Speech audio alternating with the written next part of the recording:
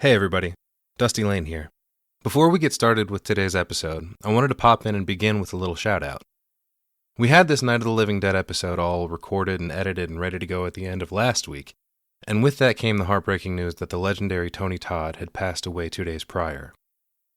My immediate thought, after being sad and in shock for roughly half an hour, was, how strange that we just so happen to be covering this of all movies when we lose the man that played our hero in the 1990 remake. And it felt like too much of a coincidence not to hop on and say a few words for the man of the hour. For as long as I can remember, I've been blissfully, willfully haunted by that voice and commanding presence. Candyman was one of my earliest horror movies, and Tony Todd, by extension, played a big role in my falling in love with the horror genre. From Daniel Robitaille to Reverend Zombie, Johnny Valentine to Mr. Bloodworth, from Ben to Grange to voicing Venom, his inclusion in many horror and horror-adjacent projects over the last handful of decades is a testament to the legacy that this icon leaves behind. The horror community is reeling from this loss, and it's with a heavy heart that we dedicate this episode to that Mac Daddy. Rest easy, Tony. May heaven be your eternal victim. This one's for you.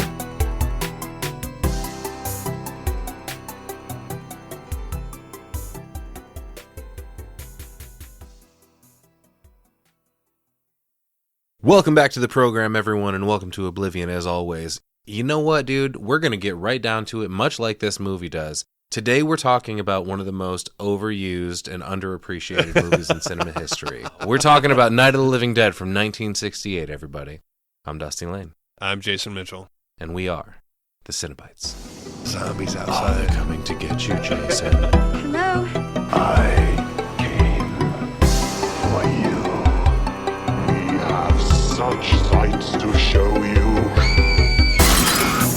It was an excellent day for an exorcism. I said, I'm not gonna hurt you. I'm just gonna bash your brains in. I want to play a game. What's the boogeyman? As a matter of fact, it was. This is God. We all go a little mad sometimes. Haven't you?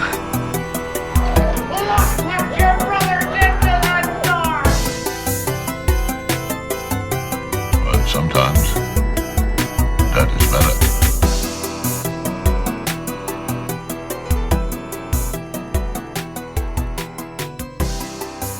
And we are back and better than ever, y'all. Back in business. We're talking about Night of the Living Dead once again from 1968. Directed by George A. Romero. Studios involved in this. All I really found was Image 10 and then distributed by Continental Distributing. Okay. What I watched this movie on said that it was TVMA, which Really? was interesting because all the ratings that I got when I researched it was R. I really wouldn't put it past anybody to have this on just regular TV. I mean, there's nothing too crazy here, I don't think. For 1968, absolutely. For 68, yeah, but for 2024, right. I wouldn't doubt if they stream this somewhere. Not to mention, not stream, but right. Not to mention with the distribution of this and everything, they fucked up, and this movie has been in the public domain since its release in 1968. Holy shit! So that's why you see this. That's why I said the most overplayed and underappreciated movie ever. Oh, This yeah, has always been public domain. That's why you see this in a million movies. Yeah, it's everywhere. Yeah. Oh, yeah. It's always on a TV screen in the back. Nobody has to worry about the royalties. Which that is so crazy. Unfortunately, George A. Romero kind of got fucked on that. Wow. But yeah, dude, runtime of 96 minutes. Our setting is rural Pennsylvania somewhere. There's a fucking word again. Oh my god, dude, I hate it. Rural. 96 minutes feels like 800. I didn't think it was that slow. It's a good movie. I love it. It's just it feels like 68 to me. Okay. You know? For sure. Our plot in this movie, we don't have to get too crazy with it. It's just motherfucking zombies, bro. All of a sudden, we got zombies just crawling out of the woodwork. Yeah, hell yeah. Let's go through our cast list here. We have an interesting casting here in Ben, Dwayne Jones. Apparently, George Romero never intended this character to be a specific race. It was just the character of Ben. And when they cast for this role, Dwayne Jones just came in and fucking blew everybody else out of the water. He was like, That's my dude. And for good reason. I think Dwayne Jones kills it in this role for sure. But then, because of the way this movie ends up, there's all the racial implications of it as well. And he said that was never intended when he cast him, but that's, what we're dealing with. It's 3 years after civil rights, I was gonna say I believe him, but I kind of don't too, There's always been that question, hasn't there? Yeah. Yeah, it almost is too perfect. Are you sure, man? But either way. Right. So the rest of our cast, we've got Barbara, played by Judith O'Dea. Johnny, who is actually uncredited in this movie, Barbara's brother, played by Russell Strainer. Oh, yeah, what the hell? We've got Harry, which is Mr. Cooper in this, Carl Hardman. He's got a music credit in this as well, and I'm curious about that. His wife, Helen, played by Marilyn Eastman. We've got Tom and Judy, played by Keith Wayne and Judith Riley. The little girl, Karen, played by Kira Schoen. We've got Sheriff McClelland, played by George Kosana. The newscaster, played by Charles Craig, and the field reporter, Chili Billy, Bill Cardile, right? Nice. Cinematography was handled by George A. Romero himself, and extremely successfully so, I think, right? Oh, yeah. I mean, even this opening shot, we got a long, winding road, get a still shot for a minute, and the car headed right towards us. I mean, I think everything starts off well here. Everything's I do have a note about that. I want to talk about, before we move away from the cast list, we always like to mention who took care of the music in this, right? We don't have a clear answer for that, because so our sound department has 2 credits. One of them, Marshall Booth as sound engineer, and Gary Strainer, who must be related to Russell, as also sound engineer. The music itself, we've just got a bunch of random composers. Harry Bluestone, Emil Cadkin, Jack Cookerly, Ib Glinderman, Philip Green, and I mentioned Carl Hardman has a credit himself for composer electronic music effects, so I wonder if that has something to do with later in the movie, spoilers everybody, when Helen is getting killed and she's got the goofy, like there's a delay and some sort of modulation on her voice when she's screaming. I wonder if maybe he's got something to do with that. But otherwise, all these other guys that I just mentioned are credited as composer, stock music. And each of them are uncredited. I guess this is definitely a first for us. I feel like music is always so fucking important. Oh, yeah. And it's going crazy throughout this whole movie. Right. But it's like they just found a bunch of shit in the fucking like stock room of the studio. And they're like, okay, let's toss this in. It sounds good. Which it does. Yeah. Everything works out. But it's weird to not have a single or maybe even 2 guys being a composer. Yeah. Or someone handling the scale, the score or the sound design. Right. It's just odd, especially in this day and age. But again, 1968. I was going to say, not this day and age. Right. Technically. Right. Yeah. Yeah, exactly. I'm guessing maybe there was practically a 0 budget for the sound here. There was a small budget for sure. That's a lot of the reason that George Romero decided to shoot in black and white, was budget constraints. Oh shit. But it also ended up, operating to the film's benefit. I think, most movies in this time period were released in color, but I think it being in black and white brings a certain sort of atmosphere to it that we wouldn't have had otherwise. Yeah, no, I didn't realize he chose that. Yeah. I this was not a common thing in 1968. Yeah, I didn't look into it. I just kind of assumed, I'm like, hey, this motherfucker's old, dude. It's an old-ass movie, But, yeah, when we were watching this, too, we had the option where there's color versions of this movie, but I said, no. Right. You need to watch this in original form, what it's intended for. Yeah. If it was released in color, hell yeah, but no, it's... I'm glad to have made the choice to, because I had the option as well, but I chose black and white. I wanted the most organic experience possible. And it was a choice back then, and I almost immediately regretted it when we get the shot of the cemetery sign. Oh, yeah. Because I think there's something splattered on it, and it might be blood. I wanted to see if it was red, but I didn't get that chance. Right. But yeah, speaking of that winding shot you mentioned, dude, we just get right the fuck into it in this movie, don't we? Oh, yeah. So there's just a shot of a twisty country road and a spooky old school score going in the first frame of the movie. Like, usually you have, black, credits over black. Maybe there's a score going on before you get an actual image of the movie. No, as soon as this movie kicks on, boom, country road in Pennsylvania. Feels like country road around here, just a little... Oh, yeah. A little too windy for Ohio, Yeah. So we see a car snaking its way down the road in the distance. Wait for it. Wait for it. Oh, there it is, and it finally arrives at the camera. We get our title card as the car drives past. Why is the word night hollow, but the rest of the letters are filled in Of the Living Dead? That was just an interesting choice. Yeah, it was just a weird title card in general, I think. But like I said, isn't dead the operative word in that sentence? Why wouldn't you highlight dead?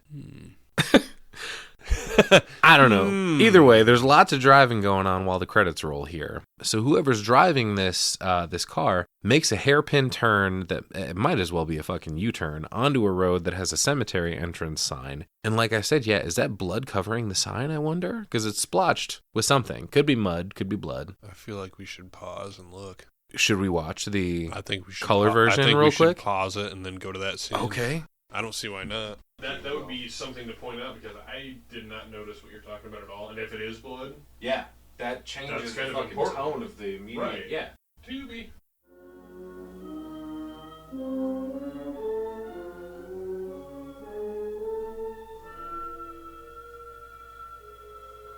Ha! No way. The car was fucking orange.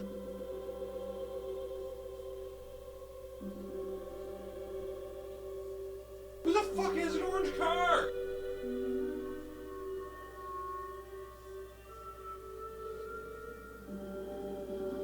Why is the car orange? Well, so we know it's not blood now. All right, couple updates, everybody. Let's go back to the title card real quick. So we just put the colorized version on, and when we mentioned, night is hollow for some reason in the title card, it's because that's actually in red, and then Red the rest and of it blue. was blue. Yeah. So it's not hollow. It's I just a still would have weird- chosen to highlight the word dead instead of the word night, personally, but, whatever. Spooky. Also, the car is orange, everybody. Holy shit. It's orange or pink or something. Miss Slippy's car Is green. Yeah.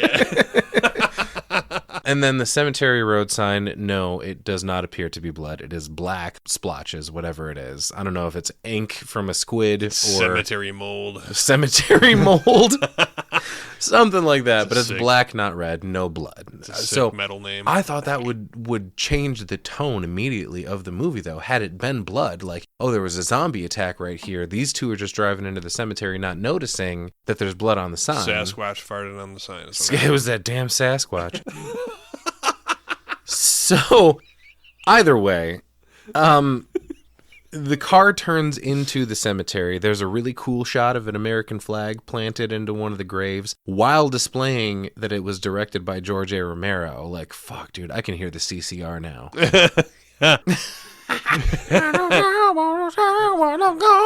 Once again, time before. I know. So they finally arrive at their destination in this cemetery. The car does, and we get our first shot of Barbara, our protagonist, sitting in the car with her brother Johnny. And the first line in this movie is, "They ought to make the day the time changes the first day of summer." Man, I mean, half-ass agreed. Tell me daylight savings time isn't a pain in the ass. Definitely, we should just be done with it. We don't need it anymore. It's a thing of the past. Let's fucking stop it. It gets It's dark silly. when it gets dark. It gets Right. light when it gets light. Let's Right. just leave it. Deal Stop with it. changing my fucking clock. But Johnny reacts to this. He's like, "The fuck you talking about?" And she points out, "Well, it's 8 o'clock and it's still light outside." And Johnny's like, "Well, don't worry about it, dude. We still have a 3-hour drive back. We won't be home until after midnight." And she's like, "Shut the fuck up. If you didn't like it, you wouldn't do it." Yeah, we find out they're from Pittsburgh here, right? Yeah. He mentions, like, "I don't want to be wasting my Sunday doing this." Dude, same. I get it. But he goes, "Yeah, we're either going to have to move Mother out here or move the grave into Pittsburgh," which, is good world building in this line. We're in Pennsylvania somewhere, right off the bat, we establish ourselves. Johnny wants some candy, but they don't have any, apparently. He grabs this wreath from the back seat that they drove all the way out here to put on the grave, which is their father's grave. Right. And it's a big cross that says, "We still remember." And he's like, "Fuck that, I don't even remember what this dude looks like." Barbara mentions, she's like, "Shut up, it's going to take you 5 minutes." And he's like, "Yeah, 5 minutes to put the wreath on the grave, 6 hours to drive back and forth." Right. That's not fucking cool. And Johnny goes, "Well, this is what Mom wanted, but she didn't even fucking come." Gross, Dusty. What? Mom, come. Okay, I didn't hear that. So before Johnny gets out of the car, the radio kind of squeals to life suddenly, and a man says, "Are we back on? Okay, we're coming back on the air now after an interruption due to technical difficulty." Johnny turns the radio off. Yeah, which, what the hell, man? in this moment, could have been useful information, dude. Yeah, it's a different age. Okay, so we are in the age now where we're not listening to the fucking radio. I mean, the radio's Not there. much. We're streaming. There's more people often that than do. Yeah, everybody's streaming something from their phone. So this is just a different feel. Yeah. Essentially, if you're in 1968 and the radio comes in with a breaking news bulletin, Right. you don't fucking turn it off. Mhm. You know? Yeah. They get out of the car. The car, by the way, is pretty sick. It's a 1967 Pontiac Le Mans. Noise. He walks up to Barbara after she's already gotten out. He goes, "There's nothing wrong with the radio. Must have been the station. So we missed a conversation already." Right. Barbara asks which row the grave is in, and Johnny says something about like losing an hour of sleep due to the time change, and she's like, "I think you complain just to hear yourself talk." Eventually they find the grave, and he's talking about the wreath. He's like, "I wonder what happened to the one from last year. Each year we spend good money on these things. We come out here and the one from last year is gone." And Barbara's like, "Well, the flowers die. The caretaker has to take them away." He's like, "Oh yeah, a little spit and polish. You can clean this right up and sell it next year. Wonder how many times we've bought the same one." Dude, not a bad gig. I mean, maybe. It's one of those things, you know, if you are putting stuff on a grave, Mm-hmm. why are you buying fresh shit? Yeah, I mean, I don't know. Should be buying some fake. I mean, I'm just thinking out loud here, you know. Sure. If We should if already that's- be buying dead flowers because the people in the graves don't care. No, they were never alive. Just buy them plastic ones, man. I mean, Sure. So Barbara kneels on the grave dutifully, and she puts her head down. She does that whole thing. And there sounds like there's a storm brewing in the distance. And Johnny has already had enough of her reverence. He's like, "All right, come on, Barb. Church was this morning." yeah, Jesus. There's a little lightning clash here, and Johnny puts on some leather gloves as he sees a man walking toward them in the distance. Oh, shit. Mm-hmm. And Johnny's still, poking at her. He's like, "All right, come on. Praying is for church. Let's fucking do this." She's like, "Well, I haven't seen you in church lately." Ooh. I guess, dude. He's like, "Well, there's really no point in me going," which I more ascribe to. Hey, man, you're either in or you're not. That's okay. true. I'm not a religious guy, but if you're gonna fucking go, go. If you're not gonna go, don't go. But don't. It was all about keeping up with the Joneses back then, you know? If you're gonna go and you're gonna be a church person, do it. It's completely fine. Right. You know. Yeah. So Johnny recounts a story where it was from when they were kids at the cemetery that they're at now. He jumped out at her from behind a tree, and his grandpa yelled at him, "Boy, you'll be damned to hell." Gramps. So he starts teasing her about being scared at the cemetery, and this is where we get the famous line drop of, "They're coming to get you, Barbara." Which, like, my favorite line of the movie comes right after that, but, like, with him doing this voice a few more times, like, is this the guy from Monster Mash? It sounds like him. "I was working in the lab late one night, and then they came to get Barbara." But no, my favorite line from this movie is what she responds with. She goes, "Stop it. You're ignorant." It's ignorant. It's ignorant.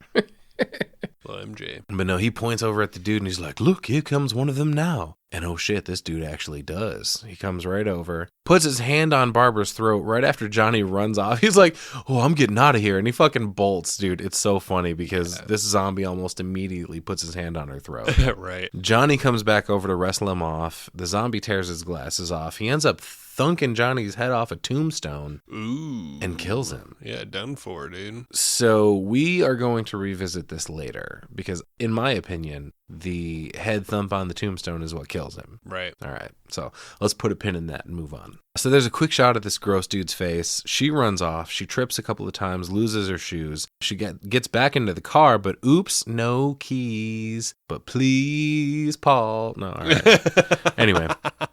She locks the door on the passenger side. The zombie tries to get in for like a really long time before grabbing a rock to bust into the window. I thought that was weird right away. The zombie knows to grab a rock. Yeah, couldn't that's you just punch the through thing. it? You don't really see like modern zombies using tools and No, shit, but hell no. Well, I don't know. The got- dude did just die, so you've got to be holding on to some semblance of your prior, consciousness, right? Like, I guess. I can understand zombies being aware of the concept of tools, I'm kind of like, he's not aware of hurting himself when you just punch right through the fucking window. Oh, he don't give a fuck about I was that. going to say, like, especially as a grown No. man. Oh, Hey, Yeah.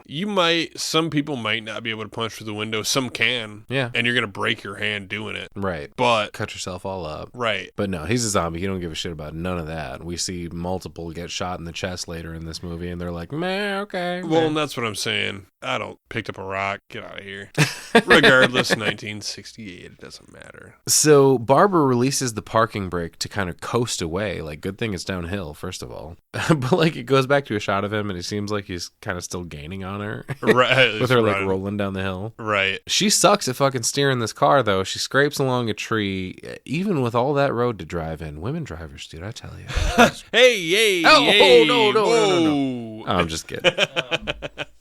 The score is going crazy through this whole section. Basically, this whole time, really. Like I said, like, whatever score they did find in the stock room really put in work on this. Yeah, yeah. It wasn't bad. It just, I don't like that it's not a reference enough to, getting a score on like Friday the 13th or something. Usually have a main composer and everybody's bowing to it. But since there's not a lot going on here, that's why nobody was credited. You said sure, stock shit, early filmmaking. I'll count 1968 as early. I mean, there'd been a half a decade of film before that, but prior TCM, dude, it's old for me. Right.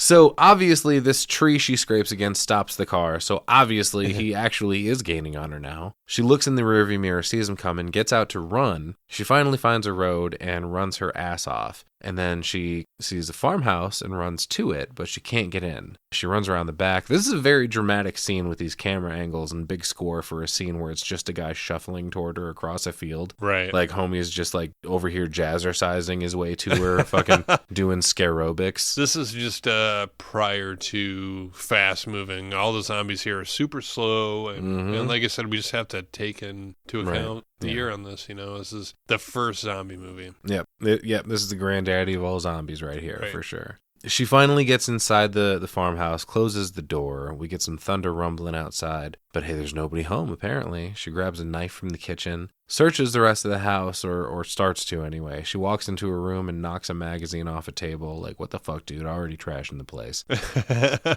She walks into another, and oh no, there's a bunch of spooky animal heads mounted on the walls. Hunting trophies. Oh no, we get the fucking Ace Ventura. Yeah. It's a lovely room of death.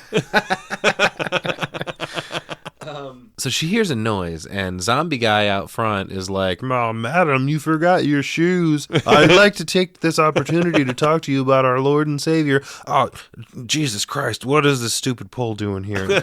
He gets way too mad at this clothesline thing, starts ripping it out of the ground. He throws it at the house. Inside, Barbara tries the phone, but the line is busy or some shit. It's making a crazy whirring sound. Like, who knows what was going on with phones back then. She runs away from it, but hilariously runs back for her knife. Good for you, Barbara, actually. Oh, yeah. She's got some sort of presence of mind, for now, anyway.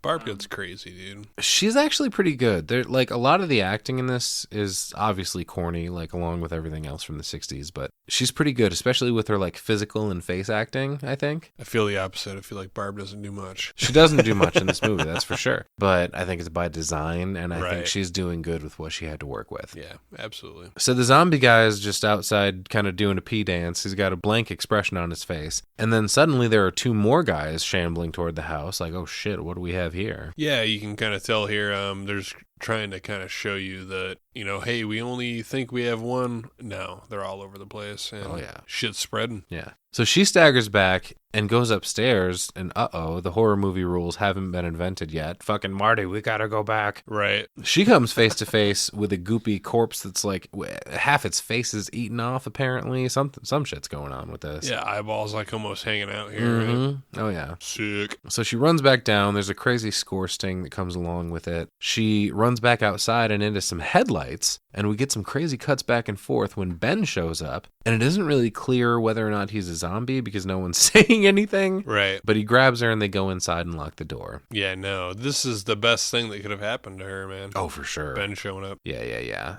He goes, "It's all right. Don't worry about him. I can handle the guy outside. Probably be a lot more of them as soon as they find out about us, though." Oh, yeah. Fuck you mean by that, Ben? They can fucking smell you, dog. Yep. So Ben immediately springs into action. He just runs around this house, checking it out, seeing what's around, taking inventory.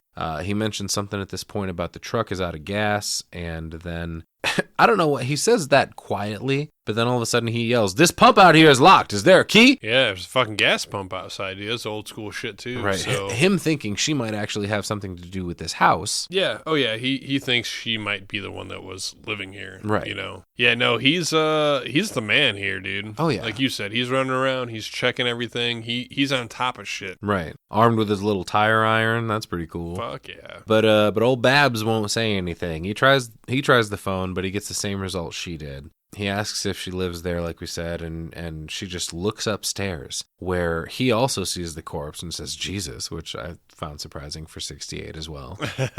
He says they have to get to where there's some more people and maybe take some food along with them. She hears something dripping, and suddenly blood's dripping all over her. This would lead me to believe that there's probably another zombie already inside. Oh yeah. Fuck yeah. Some dead bodies somewhere or something. Right, but old Barb can't take much more, it looks like. She grabs his tire iron, like, what the fuck, you greedy bitch, you already have a knife.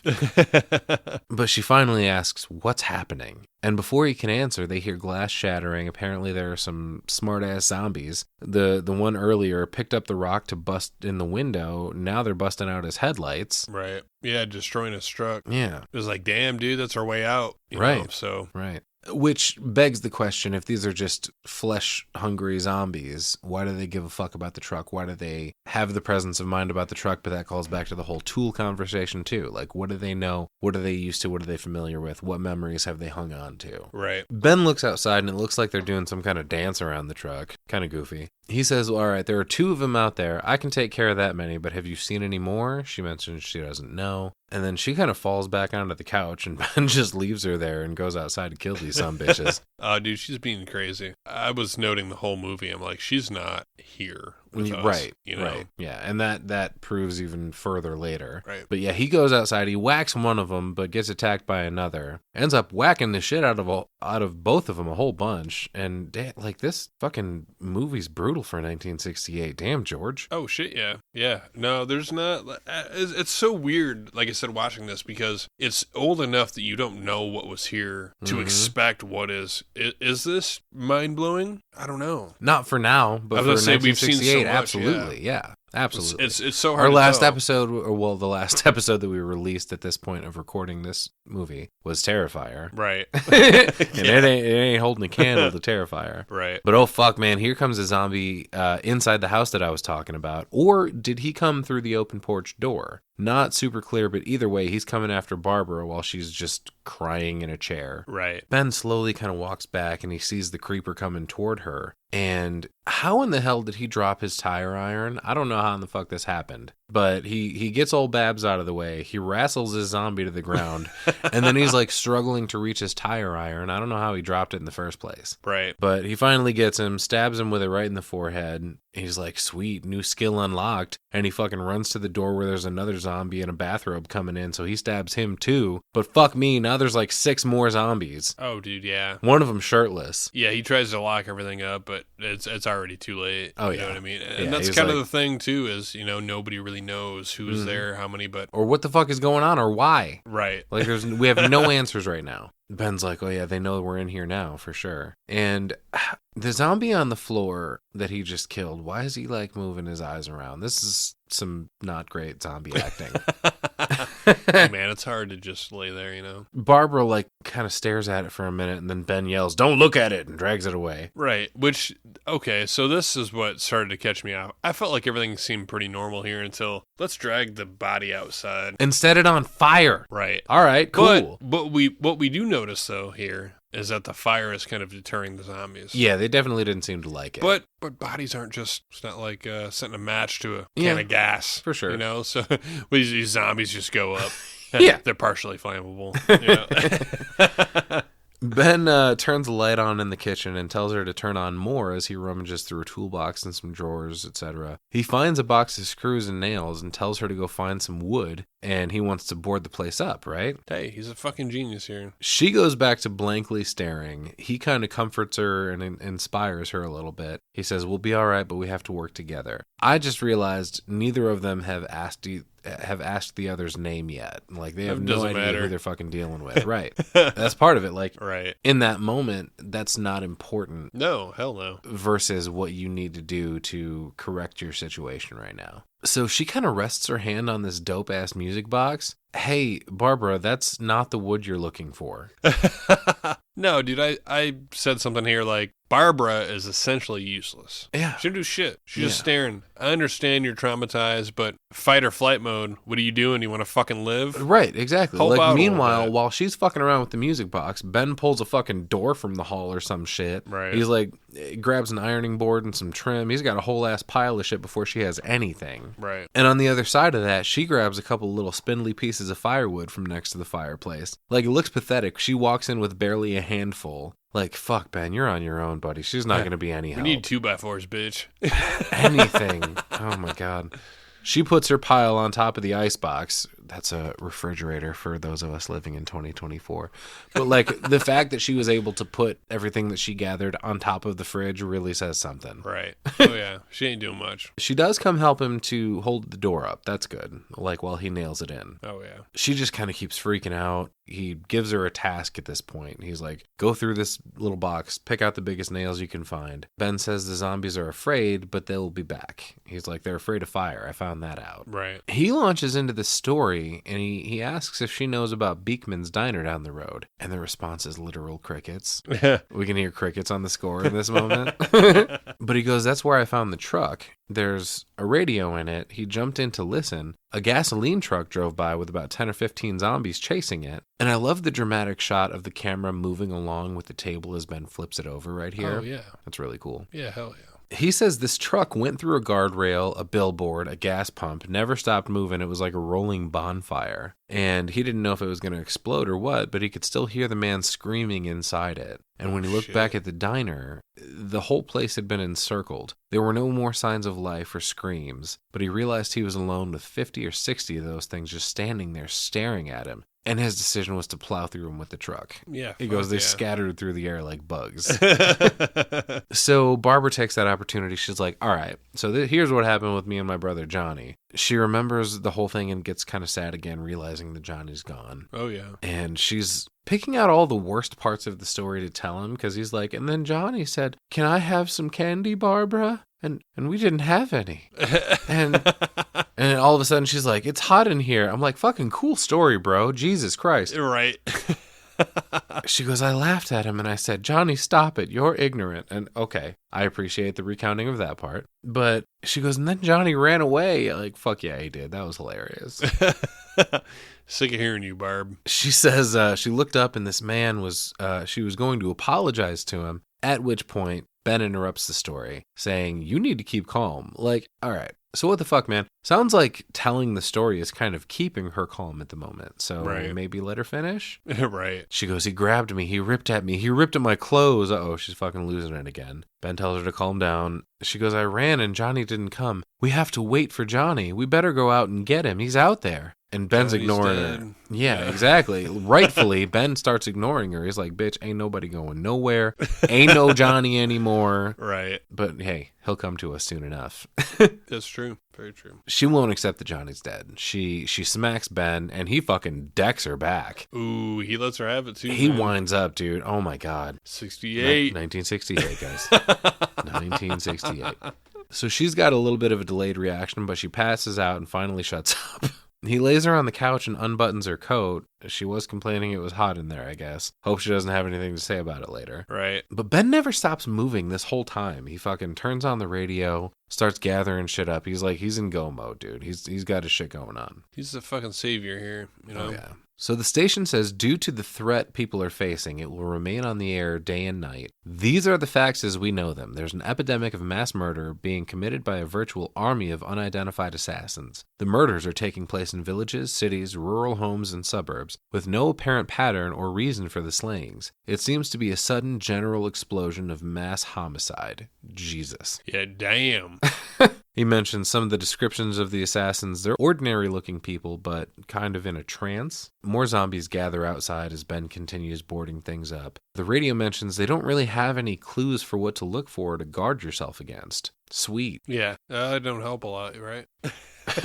Law enforcement is baffled, apparently. No organized investigation yet, but police and emergency personnel are being bombarded with calls. He goes, the scene can best be described as mayhem. National Guard may be mobilized, but it hasn't yet, and they tell everyone to stay inside and lock their doors. While this broadcast has been going on, Ben has been nailing things down, making a fire for some reason. He douses a chair in lighter fluid for some reason. You know, we're going to find out in a minute, but it's awfully goofy just kicking it in the living room, just dousing this thing. Like, you're about to set the house on fire, dude, or what? So he makes a torch with a table leg and some curtains, which is good. Yeah, shit, yeah. At which point, he pushes the chair outside and lights it up. He, kicks it off the porch. He tosses his torch on it. On the radio, they say the president has called a cabinet meeting, which, fuck, dude, that would have been LBJ. That would have been a vulgar little conference to attend. Right. Have you ever heard the recordings of him talking about, I need to order a new pair of trousers, but I need to make sure you put enough room in it for my junk, because I need to make sure you ain't... He was the most vulgar motherfucker, dude. Really? Oh, yeah. Barbara's still passed out. Ben exits the room that she's in and pulls the door closed a little bit, revealing a sort of hidden door behind it. Right. And it looks like a door no one should ever enter, ever. It's just like a fucking slide bolt lock. Does someone's rabid dog live behind this or something? Maybe. The Beast. The Beast. Finally, Barbara wakes up. She grabs her face. Man, I hope she doesn't try to tell anyone that Ben ripped at her clothes like that zombie. At this point, we see that Ben is getting tired. He kind of collapses on the couch and he lights a cigarette. He opens a closet and sees some shoes and thinks about giving them to Barbara. Aw. How nice. And then he also finds a gun and some ammo. Yeah, hell yeah. About the best find of the fucking movie, dude. Mm-hmm. Really can't mess with that, That was a turning point for sure. But me in 2024, knowing what I know about zombies, if I'm facing the zombie apocalypse, I do not want a gun. No? No. Oh, come on. 1,000% no. I don't want any noise attracting other zombies nearby to me killing a zombie. I'm going Michonne in The Walking Dead, and I'm carrying some fucking katanas around with me. Yeah, hell yeah. Slicing somebody's fucking head in half. It's silent, it's quick. You know what I mean? I don't want a fucking gun. So Barbara sits up and takes off her coat. Ben walks back in with the gun. He gives her the shoes, but he has to put them on her because she's totally fucking useless. Yeah. He tries to comfort her a little bit. He says, the place is boarded up pretty good. We've got a gun, we've got bullets, we've got food, we've got the radio. And now we wait, Right. The radio guy says, lock your doors and windows. And he goes, oh, hey, that's us. We're doing all right. He tells her, I don't know if you're hearing me, because he's trying to fucking talk to her about what the plan is, and she's just non-responsive. Yeah, oh yeah. He's like, but I'm going upstairs, okay? And she won't even look at him now. You fucked up, A.A. Ben.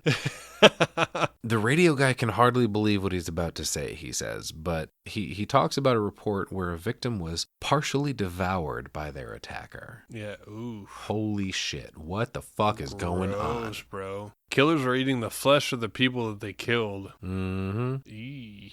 Ben walks upstairs and drags the corpse of the previous lady of the house down the hall. This is a cool shot with the shadow of the railing on the wall. This movie's definitely disturbing for the time, dude. The way the shot holds as he drags her off is pretty arresting. Just her limp body. Right. I don't know, dude. It did something to me anyway. Back downstairs, Barbara cannot fucking handle what she's hearing on the radio. She's basically catatonic at this point. Oh, yeah, she has been. It's saying that it's now confirmed that in all reported cases, the killers have been eating the flesh of their victims. It's difficult to imagine. The reports are more ghastly with each one, but these is the facts, folks.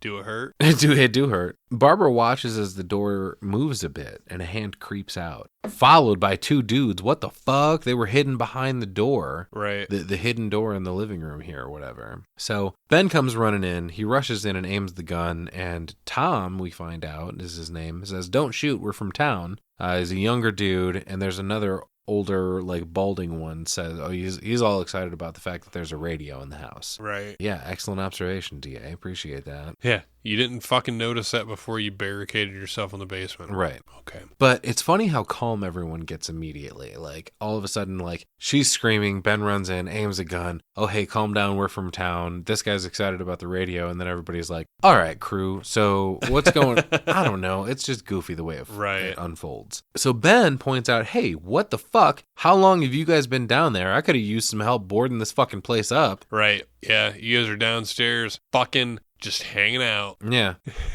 and the bald dude that we haven't been introduced yet says, it's the cellar. It's the safest place. That's debatable. Right. I got some shit to say about that. One way in, one way out. Mm-hmm. But Ben's like, well, you didn't hear us up here? And dude's like, well, it could have been those things. And Ben's like, nah, dog. She was screaming. It was pretty obvious someone was in need of help up here. Right. And the other kid says, well, no, it's hard to hear from down there. But the bald guy's like, no, we heard her. We just didn't want to get got too. Yep. Truth. This dude's a fucking coward. He also says it sounded like the place was being ripped apart, and Ben gets suspicious. He's like, you need to get your fucking story straight, dude. Could you not hear? Or did it sound like it was being ripped apart? Yeah, dude, it's all weird here. They're almost bitching about his board job here. You know what I mean? Yeah, he gets all pissed off, and he's like, well, we luck into a safe place, and you're telling me we got to risk our lives because somebody might need help? Go back downstairs then, dickhead. Right, yeah. Ben's like, well, yeah, fucking something like that. Right. But yeah, bald dude, yeah, he wants to go back downstairs before the zombies get in. And I'm like, yeah, that'll be great when they fucking swarm the place and you have no escape. Right. You know? Trapped down there for sure. So Ben says the place is safe. The younger guy says the bald guy's wife and kid are downstairs and the kid is hurt. Ooh. This is where we get the name of Mr. Cooper is the bald guy. He's really insistent on going downstairs. He tells Ben the zombies flipped over his car. Ben says the zombies don't have any strength. Any good 5 men can flip over a car. Yeah. Well, Cooper's like, well, it won't be 5 or even 10. It'll be fucking 20, 30, maybe 100. Right. And this place is going to be fucking crawling with him. And Ben's like, well, if there are that many, they'll probably get us wherever we are. So fucking moot point, whatever. Cooper says the cellar only has one door to protect, and they fixed it so it locks and boards from the inside. But then, yeah, the kid points out, sure, the one entrance thing is great until it also traps us and there's nowhere to escape. Right. He's like, up here we can get out if we need to, but we got windows to see outside. But down there, with no windows, if a rescue party did come, we'd never even know it. Right. And Ben says the cellar's a death trap. Terrible idea. Currently, there's only 6 or 7 zombies outside. Cooper says they better make up their damn mind because he's going down to the cellar and board it up. So if you're coming, you're coming. If you ain't, you ain't. Yeah, he's an idiot. So the kid kind of gets loud with him, and he's like, well, Mr. Cooper, listen, we can get into the cellar if we need to, but let's at least consider this a while. And now there's 8 or 10 zombies outside, plus more out back. Suddenly, a zombie arm shoots through a window and grabs Ben, and the boys beat him off, so hard, in fact, that one zombie hand loses all its fingers. Beats him off so bad, huh? Sure does. Ben shoots one of the zombies in the chest at this point, but it keeps coming. This is the first time we see that sort of injury, and it doesn't give a shit about it. Yeah, no, this is where we realize it's got to be a headshot, you know? And it's kind of fucked up, too, because Ben knows it, too, but continues to make chest shots. I don't understand that. Yeah, you've shot multiple ones in the chest, you shoot one in the head, and you put it down right away. Right. Why not continue with that? But no, later he's still shooting him in the chest. In this moment, there's a woman that calls out from the distance for Harry. That's his wife. So this is where we get Ben shooting again, same effect. Shoots one in the head and he puts it right down. And then we see there's a whole fucking crowd coming toward the house now. Like there's even a couple little nakies in there, some nakey zombies. Nakies. I like the score through this section. It's really it builds on itself a lot, and it's definitely bringing the tension for sure. Right. So let's see, who do we have in our zombie crowd? There's an Andre the Giant. There's a Gene Hackman. I see a Janis Joplin. She eats a bug off of a tree. Nice. Cooper mentions that he's talking about the cellar again. Ben kind of blows up on him at this moment. He says, go down to the cellar, get out of here. Nobody fucking wants you up here anyway. Right. Cooper says, all right, but I'm taking the girl with me. And Ben says, no, you fucking leave her right there. Yeah, what the fuck? Now we have a fucking turf war going on. Ben says, if I'm fighting up here, I'm fighting for everything up here, including the radio and the food. And Cooper tries to get the kid on his side again, Tom. And he's like, listen, Ben is insane. We need food down here. Do you hear what he's saying? He doesn't want us to have any food. Shut the fuck up. Ben goes, well, hey, is this your house? I guess it ain't Right. your fucking food then, is it? Guess not. No, never mind. So Cooper points out at this part that he's got a kid down there and she can't take the racket of those things smashing through windows. Oh, yeah, that would be awful. And Ben's like, all right, well, if you're dumb enough to get caught in the trap downstairs, that's your business and you're her father. Sure, it's tough for the kid that her old man's so stupid. Damn. Yeah, ouch. Got him. I mean, shit, dude. I understand both sides. Being down in the basement and having one way in, one way out is not a bad idea. But yeah, what do you do when until they you're storm it fucking in? swarmed? Exactly, dude. Right. No, don't do that to yourself. Ben, he has fucking had enough. He's like, get the hell down in the cellar. You can be the boss down there. I'm the boss up here. Down here, it's our time. It's our time down here. Goonies. So the kid calls down to the cellar for Judy. Not super sure who the fuck Judy is, but she's here now. Cooper starts to board up the door from inside while the younger kid tries to kind of plead with him. Once Judy comes out, Harry goes in and he boards it up and he's like, all right, that's it. Right. But the kid's like, oh, hey, well, listen, trying to appeal to him like, oh, it doesn't have to be like this, whatever. Harry comes down and tells his wife that they're safe. The door's boarded up. She asks, what about Tom and Judy? And he was like, well, they want to stay up there, let them. Right. He tells her that there's another man and a girl upstairs that they didn't know about. He mentions he didn't want to take any chances when they heard them upstairs. And she gives him a look and she's like, oh, of course not, Harry. Yeah, that would have been awful, wouldn't it? Like, right. Immediately, dude, you can tell these two fucking hate each other. Right. So he gets all mad about that. He asks about the girl laying on the table, who is their daughter, Karen. And his wife says she doesn't know what's going on. Maybe shock. Maybe, she said she made bandages out of a sheet. Cooper just kind of hangs out and lights a cigarette. And he's like, well, we'll see who's right. And I'm thinking, or who's left. Right. But his wife mocks him again. She's like, oh, yeah, that's important, isn't it? To be right. Everybody else to be wrong. Yep. Oh, yeah. She asks if anyone out there knows why they're being attacked, what's happening. But he's like, well, no, it's happening everywhere. It's not just here, apparently. And he mentions the radio, and she freaks out. She's like, there's a radio upstairs, and you boarded us up down here? Yeah, fucking idiot. Yeah. Helen tells Harry to unboard the door. The radio is a form of communication. We need to be up there. She goes, we might not enjoy living together, but dying together isn't going to solve anything. Right. Damn. So Tom yells downstairs that Ben found a TV. And Helen gets all excited. She asks if Judy can come down so they can come up. Like, damn, that's all it took, huh? Just a TV? Fucking America. I mean, it all makes sense, She doesn't realize what the hell's going on. Yeah, I say that as a podcaster that is completely obsessed with horror movies. America. Tom asks Judy if she'll go down to watch Karen. She doesn't want to, but he insists that nothing is going to get done with them upstairs and the others downstairs. So Harry unboards the door. Judy goes down, and Helen kind of pleads to her for a second, like, oh, make sure you take good care of her. She's all I have, that kind of thing. Harry and Helen come upstairs. Barbara looks like she's fucking trying to read Braille. She's like inspecting the pattern on this doily on the end of the couch all Right. intensely.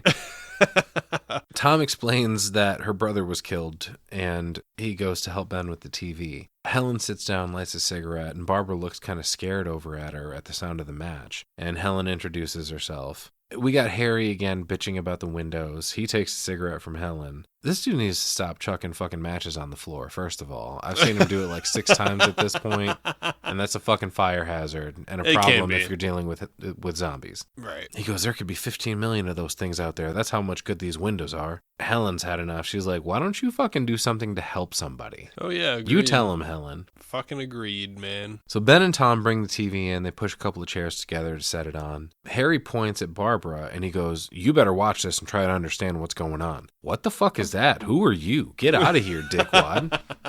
The fuck was that about? He goes, well, I don't want anyone's life on my hands. What are you talking about, dude? Get out of here. Yeah, I mean, shit comes down to it like that, and everybody's worried about themselves, as bad as that seems. That's essentially what's going on right now. This dude especially is just insufferable, though, the whole Right. fucking time. Helen asks if there's something she can do since her husband's fucking useless. And then Ben lets Harry have it. Ben says, I don't want to hear any more from you, mister. Up here, you take orders from me, and that includes leaving the girl alone. At which point, Tom chimes in and he says the TV's on. Cooper says there's no sound, mess around with the rabbit ears, and he fucking knows about TVs, apparently. And the news station repeats mostly what we've already heard, but they sit staring at it intently anyway. There's a special breaking news bulletin, and the guy goes, "It's been established the persons who have recently died have been returning to life and committing acts of murder. Widespread investigation of reports from funeral homes, morgues, hospitals have concluded that the unburied dead are coming back to life to seek human victims. Ooh. Rescue stations have been set up for food, shelter, medical treatment, and protection. Different locations start to appear on the TV screen where there are rescue stations like specific to city in Pennsylvania. Right. So like where they're going to run to. Exactly. Yeah. So Ben says if they can get some gas in that fucking truck, they can make it to one of these rescue stations. And Tom points out, well, there was a pump by the shed, but Ben mentions, oh, that's why I pulled in here. It was locked. Right. The reporter says there's a meeting apparently between the presidential cabinet, the FBI, the CIA, the Joint Chiefs of Staff. They haven't produced any public information yet, but why are space experts being consulted about an earthbound emergency? There was a recent Explorer satellite sent to Venus. That satellite started back to Earth but never got there. There were mysteriously high levels of radiation, so it was purposely destroyed by NASA. Ooh. Interesting. Could the radiation be responsible Get the for all this? fuck out of here. Oh my god. Maybe that's it. Space boy. Space boy. There's a clip on TV of a few officials who can't seem to agree and being interviewed by George Romero himself, I believe. A Nice. fucking big-ass dude. He's fucking... Dude, he's enormous. Did you see Really? him standing next to these dudes in the fucking car? No. He's huge, dude. Damn. How tall was George Romero? Look it up real quick. Like fucking 6'8"? Get out of here. Dude, he's huge. I'm telling you. You don't look huge. He did. Are you kidding me? Did you watch the same clip I watched? I think so. Oh, whoa. 6'4", dude. 250. Yeah, man. He's a big fucking dude. He's just taller than you. He's only a couple inches taller than I am. Yeah, fucking whatever. So these dudes promise a report later that afternoon, and we do see the Capitol building in the distance of that video. Helen says the rescue stations have doctors and medical supplies, so if they can get Karen there, they can get help for her. Right. 17 miles away, though, man. Yep, Ben mentions seeing a rescue station for the town of Willard, which is only about 17 miles away from where they are. Tom and Judy are apparently from the area. They say they were headed to the lake to go swimming when they first heard the reports. Damn. They were the first to this house, and then Cooper and his family got there. And Harry asks how they think they're going to get out of here. They've got a sick child, 2 women. Oh no, that's terrible. And one of those women is out of her head. And she goes, we have 3 men, and the place is surrounded with those things. We cut to a Dr. Grimes on TV who says they've got some answers and stresses the importance of seeking medical attention if you've been injured. This prompts Ben to ask, how bad is the kid hurt? Right. Yeah. Yeah, shit. Mhm. Which we all kind of realize that right away. Well, I mean, Helen doesn't really answer, but Ben tells her, he's like, all right, well, listen, send Judy back up and you go back downstairs with the kid. Right. Dr. Grimes on TV mentions they had a cadaver that all 4 limbs had been amputated from. It was dead, but then it opened its eyes and tried to move its trunk. It's trunk. Its trunk. Okay. Gross. Helen relieves Judy of babysitting duty, and the first thing Karen says is, I hurt. Ooh. Yeah, Grimes on TV says the bodies should be disposed of at once, preferably by cremation. It's only a matter of minutes after a person dies that the body reanimates. The newscaster says something about, oh, that doesn't leave time for funeral arrangements or whatever, and he's like, yeah, it fucking doesn't. The bodies need to be carried to the street and burned. The bereaved will have to forego the dubious comforts that a funeral service will give. They're just dead flesh and dangerous. Ooh. So Ben asks Judy to tear up some sheets into little strips and asks if there's a fruit cellar. He wants bottles and jars to make Molotov cocktails with. Nice. Hell yeah. We already know the zombies are afraid of fire, so that will work out nice. Tom mentions there's a big can of kerosene down there too.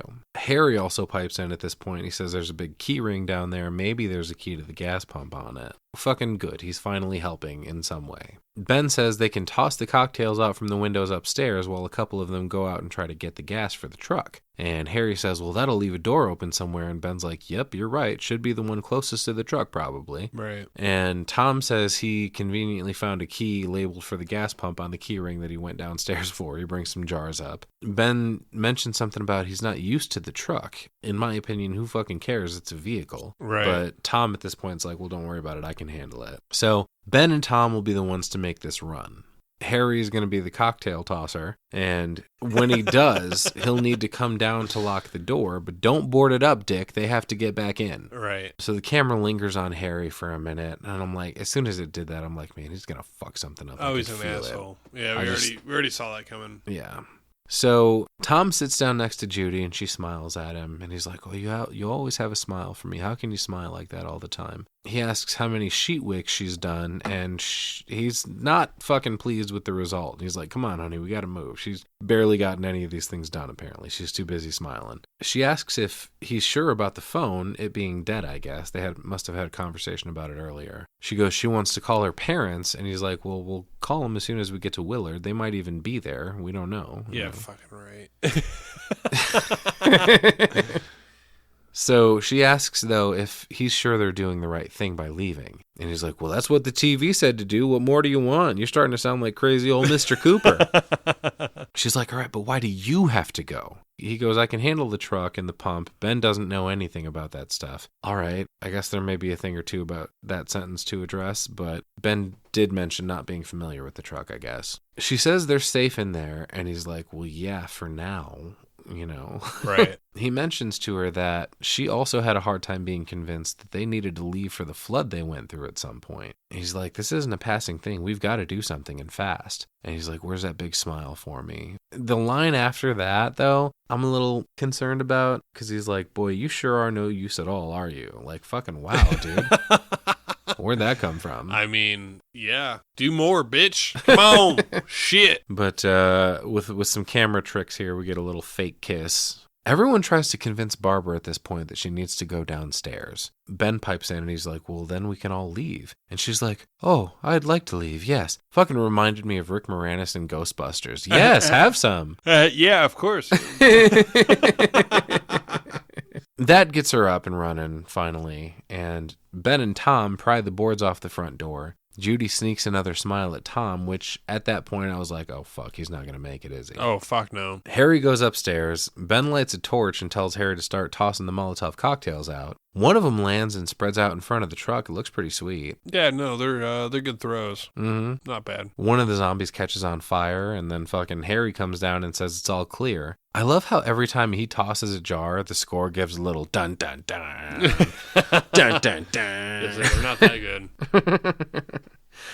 Tom and Ben run out. Tom immediately rips a shirt off of one of the zombies for some reason, but then he quickly gets in the truck. And then, dude, god damn it. It's just all fucking terrible. Judy fucking runs outside, insisting on going with Tom. That was not a part of the fucking plan. Harry tries to stop her, but she gets out anyway. He locks the door behind her. Ben sees Judy run out. So does Tom. Everyone's just like in this fucking panic mode at this point. Oh, yeah. And then this fucks up the entire plan immediately. She goes outside and just kind of stands there. Tom just stares at her horrified. And Ben finally breaks the silence. He says, all right, well, if you're coming, get your ass over here. Tells her to get in the truck. Ben shoots a zombie in the chest, and of course it does nothing. Yeah, more chest shots. Yeah, and he holds up a torch to a couple of others to kind of hold him back. He gets in the back of the truck, waves it around a little, the torch, that is. Harry watches from a window as Ben sets one of the zombies on fire, and one of the other zombies hangs onto the truck as Tom puts it in gear and fucking drives in reverse away from the pack. He's just kind of getting dragged along. Oh, yeah. Tom puts it in drive and slowly moves away from the zombies. I think you're good to go a little faster, dude.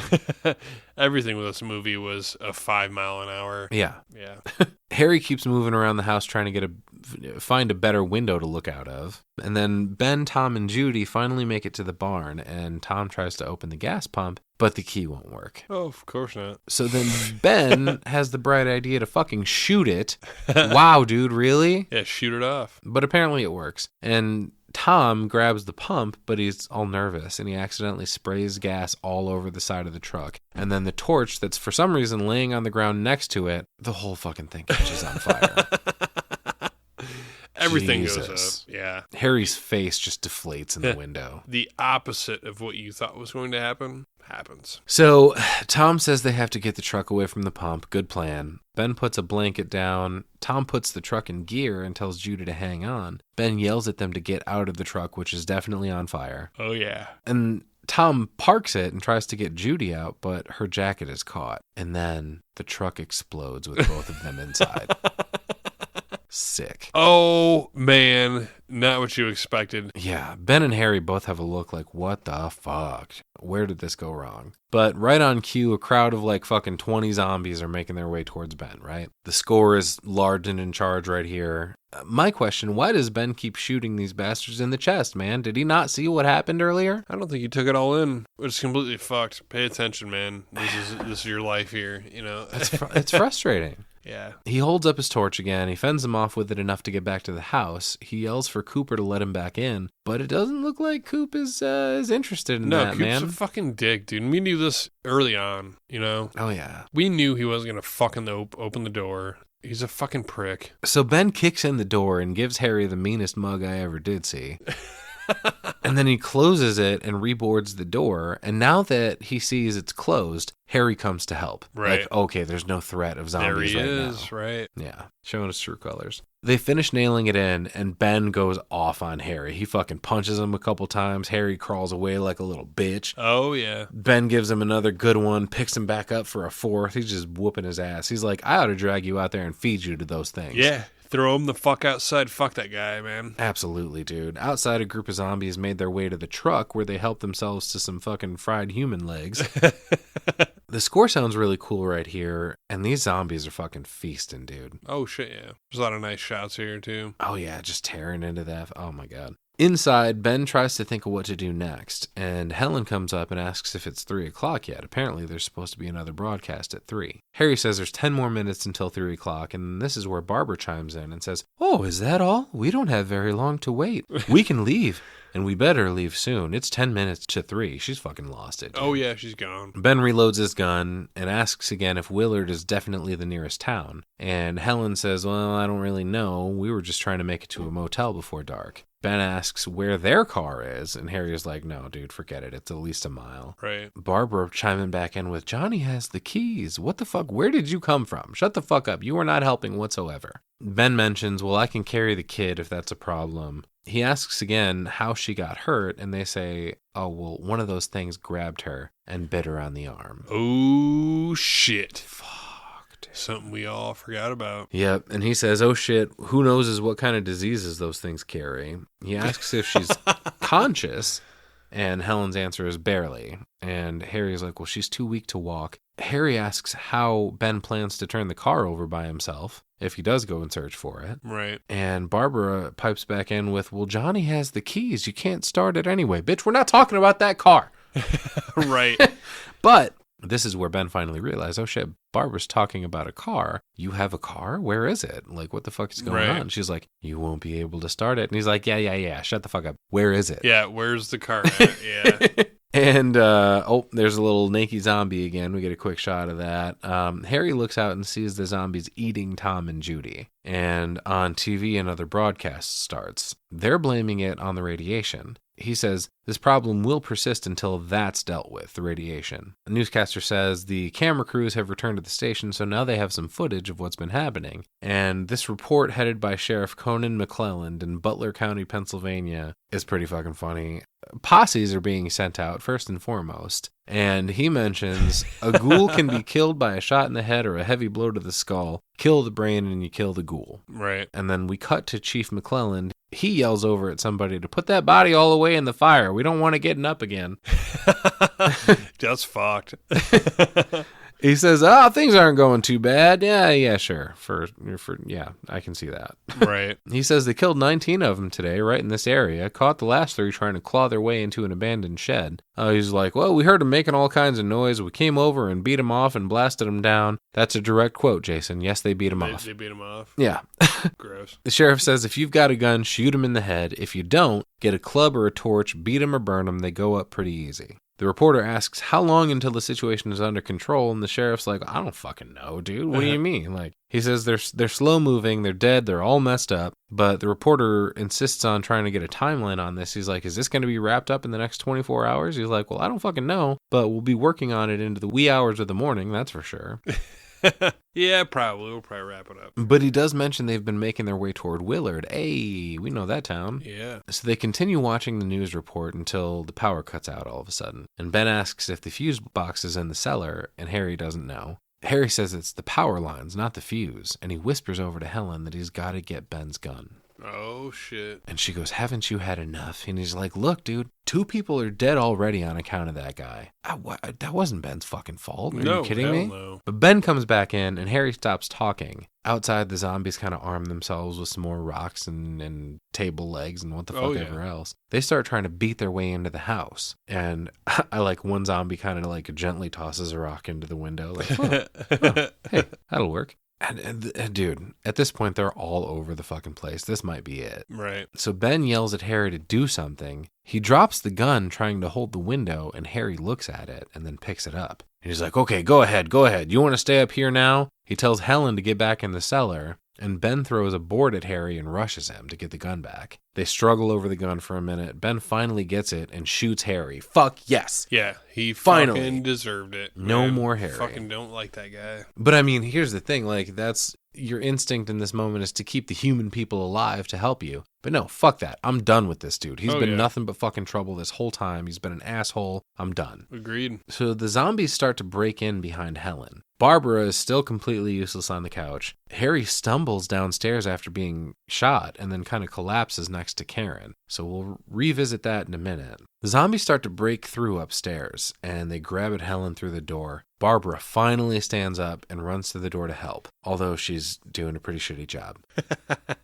Helen takes that opportunity to peace out and go check on Karen, who is busy downstairs eating her dad. Yeah. Oof. So she immediately stands up and starts lumbering toward Helen when she comes downstairs. And Helen falls, and zombie Karen grabs a garden trowel and comes toward Helen with it. She stabs her a bunch with it while the sound effects guys have some fun making her screams sound like dolphins.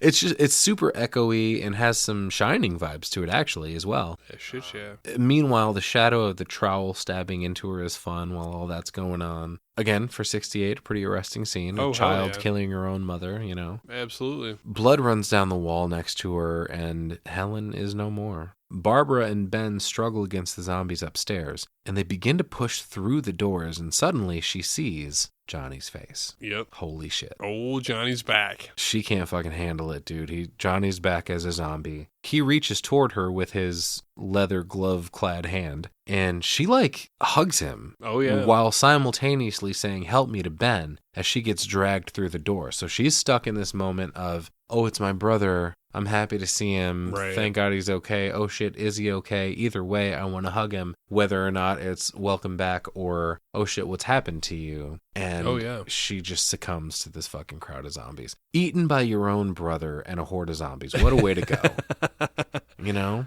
Hell yeah, man. So the zombies have now fully busted through the front door and into the house. And now Ben is all alone. Yeah, he's fucked. He backs away from them, but Karen sneaks up behind him and grabs his arm. And he tosses her off of him and runs down into the cellar. He boards the door back up while the zombies try to bust in. A couple of them are carrying the fucking table legs, like I mentioned. Ben sees Harry and Helen dead downstairs. And then Harry starts to get up. And Ben shoots him 3 times. And then he looks over at Helen, wondering if she'll get up. She doesn't, but he shoots her anyway, just to be safe. Hell yeah. Might as well, man. A couple extra bullets, you know? Right. So the zombies upstairs continue trying to make their way in and wander around the ground floor for presumably the rest of the night. Because then we cut to morning and there's a helicopter flying overhead. There's like a posse walking across a field. The helicopter lands and police cars pull up. And Sheriff McClelland tells a guy to grab some men and a couple of dogs and go check out that farmhouse over there. Right. The reporter from earlier is still there. He says they're going to hang out until they meet up with the National Guard. And McClelland's like, hey, where you get that coffee at?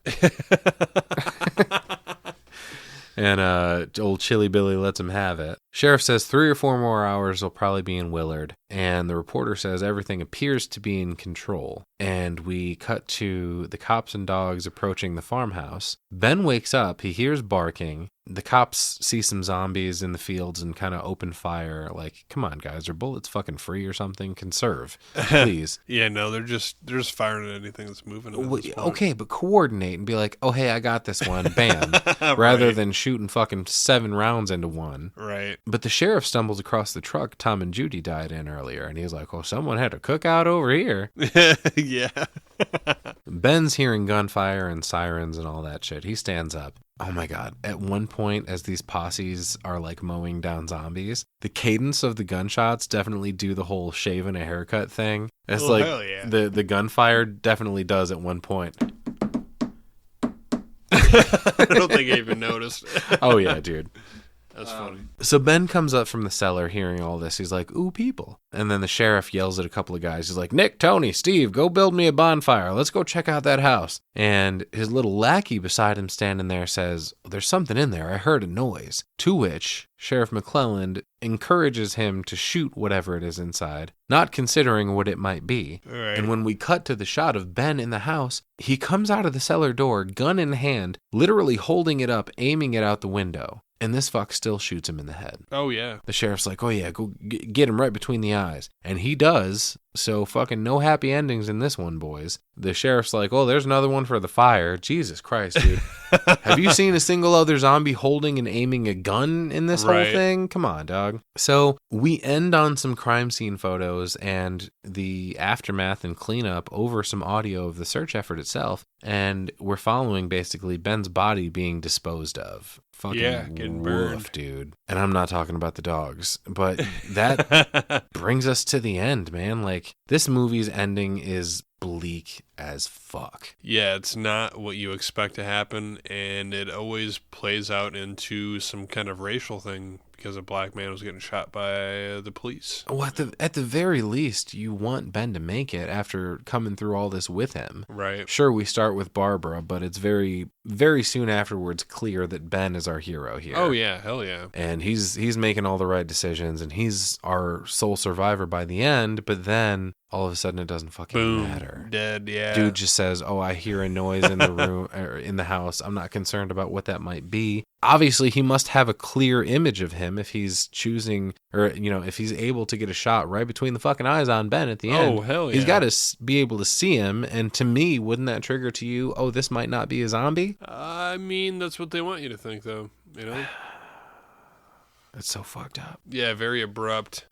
A different ending, you know, like I said, it always plays into a racial thing for this movie, and Yeah. from what I understand, that was not the idea. This is a movie that needs to be respected in general. Whether, like I said, I feel like it's a slow burn. You say it's not. It's all out. It's just, it feels like a long movie.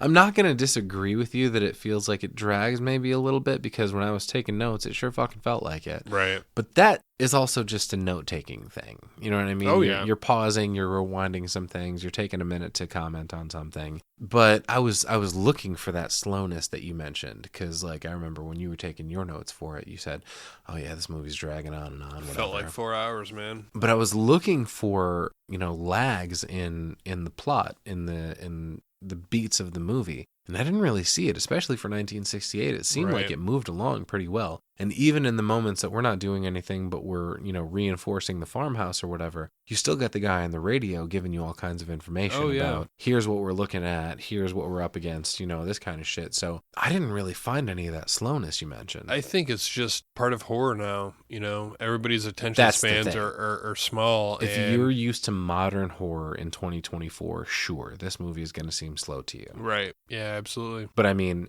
everything in 2024, we've got quick cuts all over the place. We've got action Oh, hell yeah. from start to finish. And it's just a different era of movie making in general. Agreed. But I don't know, dude. Like, as we mentioned, if you're used to modern movies, this one might be a little corny, but I feel like this was a fucking triumph in 1968. Oh, shit, yeah. I was surprised at all the graphic content, including imagery and subject content, like themes, you know, especially with Karen killing her mom. That's fucked, man. Oh, yeah. Especially with, you know, the good guys coming in to save the day at the end, but they kill the other fucking good guy. Right.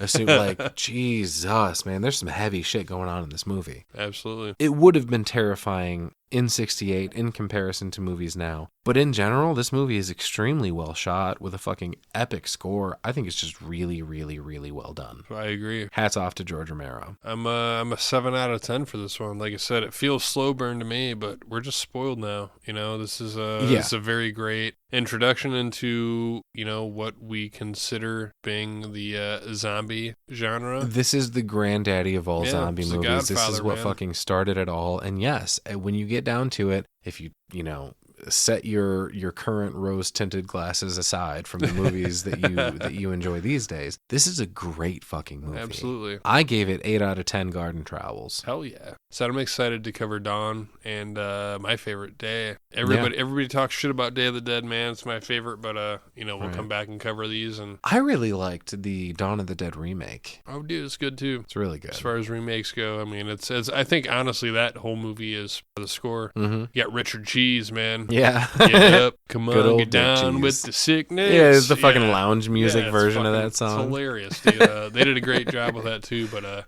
we will revisit all of these other Romero eventually we're movies going to and- cover all of the deads, Right. the living deads. Day is going to be mine. As far as this movie is concerned, it's definitely a staple you should have access to, and I guess it's a good thing everyone does, man. Add this to your collection, and even if you don't have it in your collection, you can check it out literally fucking anywhere. It's streaming on all of the things because nobody gives a shit because public domain. But I think that'll probably about wrap us up. You got anything to add at the end of this? Nah, man. All right. Well, once again, everyone, as always, you can get a hold of us by sending us an email at cinebitespod@gmail.com. You can follow all of our socials, Facebook, Twitter, Instagram, TikTok. We got YouTube. If you feel so inclined and would like to support the show to help us make it a better thing for you, and that's the thing, man. If you send an email, make sure you include on it something about a prior episode or a suggestion for another one. You can give us any sort of suggestions you want, but talk to us. Start a conversation, you know? And if you want to support the show to help us make it a better thing for you to consume, please visit cinebitespod.buzzsprout.com. With that being said, everyone, as always, dreams are fleeting. Only nightmares last forever. Follow your nightmares.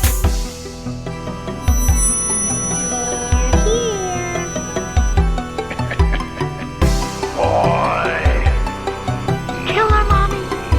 Kill her. I bid you welcome.